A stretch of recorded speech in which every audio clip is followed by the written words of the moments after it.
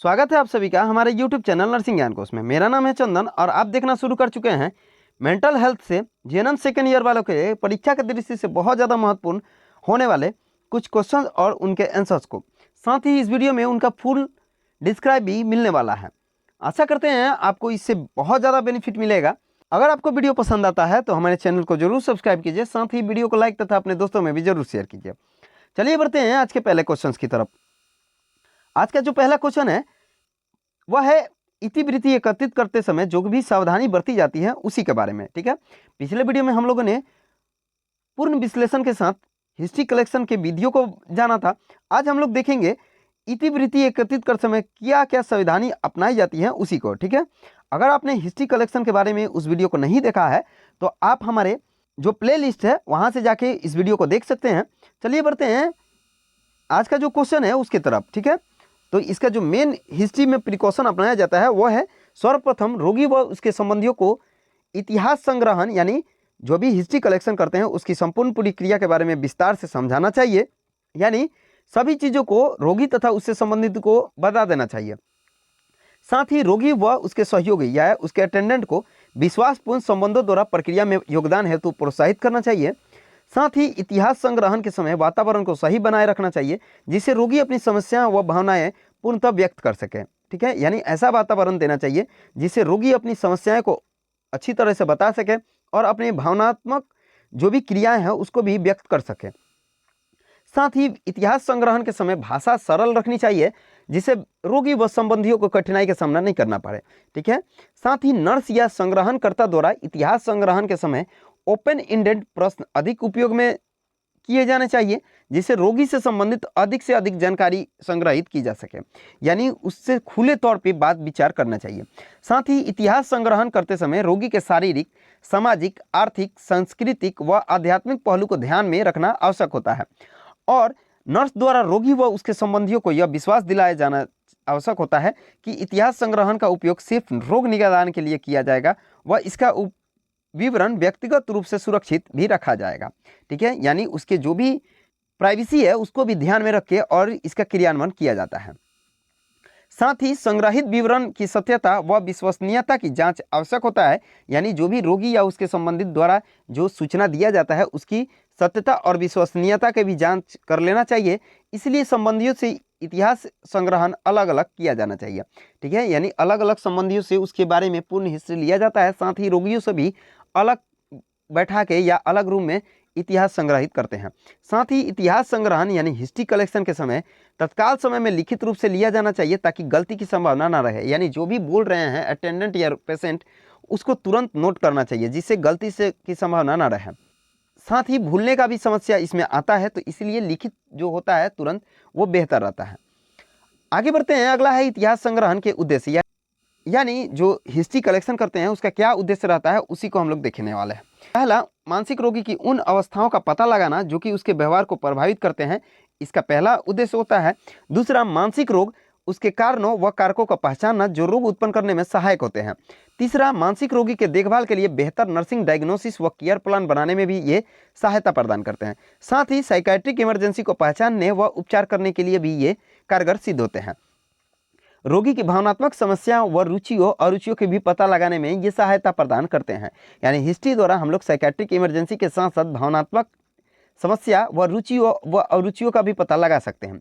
साथ ही जो forensic assessment होता है उसके द्वारा आपराधिक व्यक्ति द्वारा मुकदमे का सामना करने की क्षमता का भी आकलन किया जाता है और मेडिकल लीगल असेसमेंट में साइकेट्रिक हिस्ट्री का उपयोग हम लोग मुकदमे में साक्ष्य के रूप में करते हैं।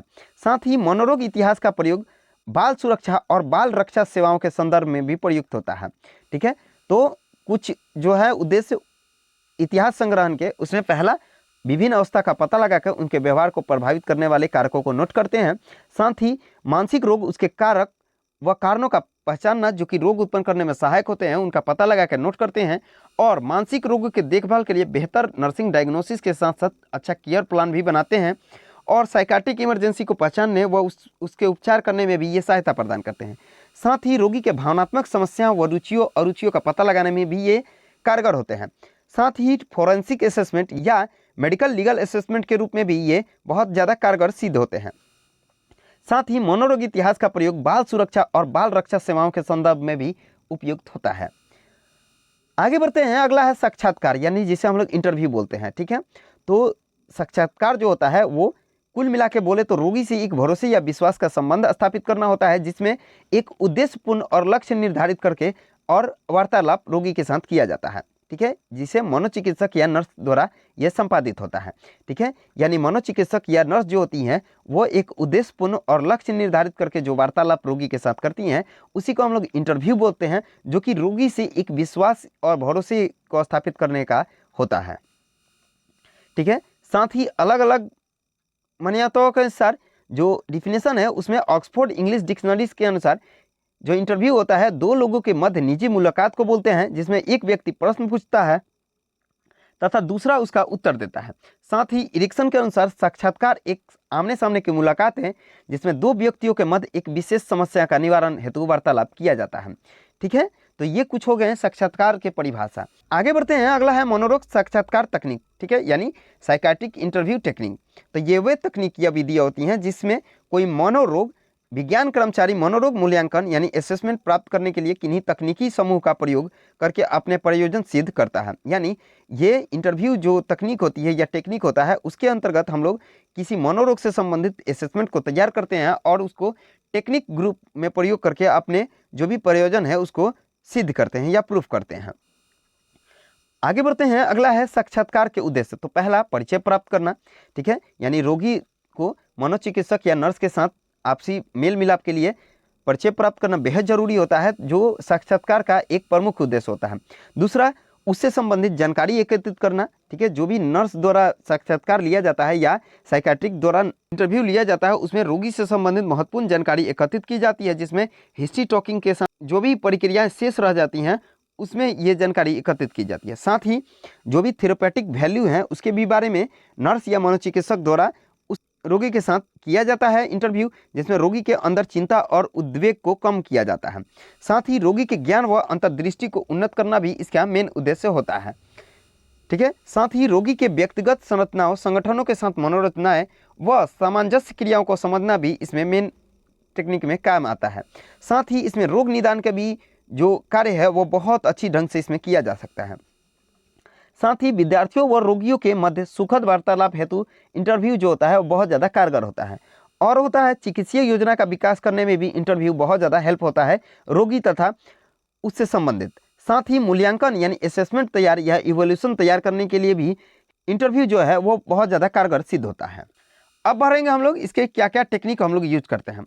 ठीक है, यानी साक्षात्कार के समय हम लोग क्या क्या टेक्निक यूज करते हैं उसके तरफ। ठीक है, तो पहला है अवलोकन करते हैं मरीज का भाव, व्यक्तिगत सफाई, बाहरी स्वरूप, शारीरिक गतिविधियां, शाब्दिक व अशाब्दिक संप्रेषण, इस सब को हम लोग अवलोकन करते हैं यानी ऑब्जर्व करते हैं।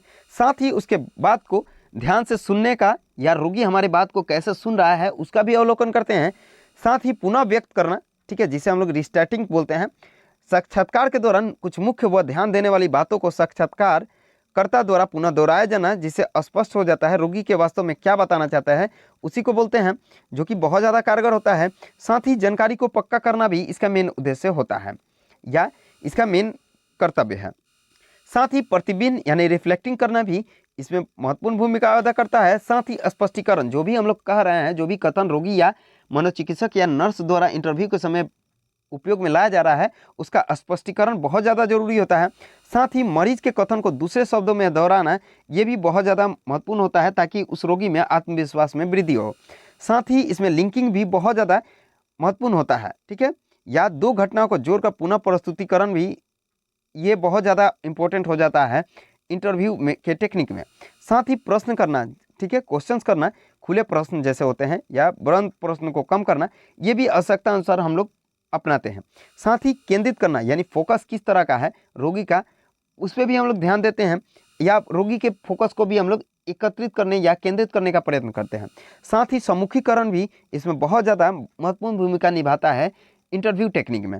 और भी होता है संक्षिप्तीकरण, ठीक है, किसी बात को हम लोग संक्षिप्त करके या छोटी चीज़ों में व्यक्त करके और रोगी तक पहुंचाते हैं या रोगी हमारे तक पहुंचाता है, ये भी एक अच्छा टेक्निक माना जाता है। आज के लिए बस इतना ही। आशा करते हैं वीडियो पसंद आया होगा। अगर वीडियो पसंद आया है तो हमारे चैनल को जरूर सब्सक्राइब कीजिए, साथ ही वीडियो को लाइक तथा अपने दोस्तों में भी जरूर शेयर कीजिए। अगर आप इस वीडियो से संबंधित पीडीएफ को देखना चाहते हैं तो हमारे डिस्क्रिप्शन बॉक्स में लिंक मौजूद है, जिस पे आप टैप करके पीडीएफ को देख सकते हैं। मिलते हैं नेक्स्ट वीडियो में, तब तक के लिए धन्यवाद।